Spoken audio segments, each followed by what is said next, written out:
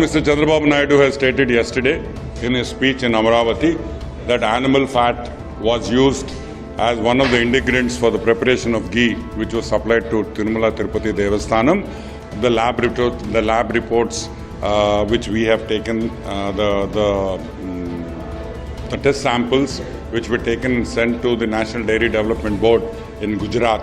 It has been certified from their lab that beef tallow and animal fat, that is lard, LARD, these were used, and fish oil was used in the preparation of ghee, which was supplied to Tirumala, and also the S factor, that is in ghee and milk we have the S value. The S value should be at a standard is only 100.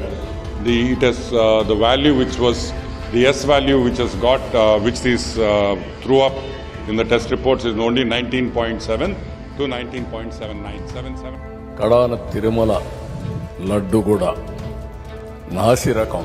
నాకైతే ఆశ్చర్యం వేస్తుంది.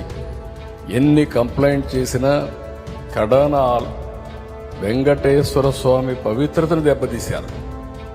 ఎన్నోసార్లు చెప్పాం. అక్కడ ఎంత దుర్మార్గంగా ప్రయత్నం చేశారంటే అంత దుర్మార్గంగా ప్రవర్తించారు. కడాన అన్న దానంలో క్వాలిటీ ఆఫ్ ఫుడ్ లేకుండా చేశారు. దేవుని దగ్గర పెట్టే ప్రసాదం అపవిత్రం చేసే విధంగా ఓసారి బాధేస్తుంది.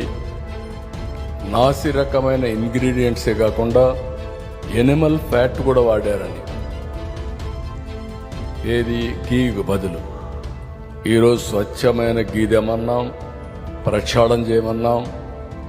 నాణ్యత పెరిగింది, ఇంకా కూడా నాణ్యత పెంచుతాం.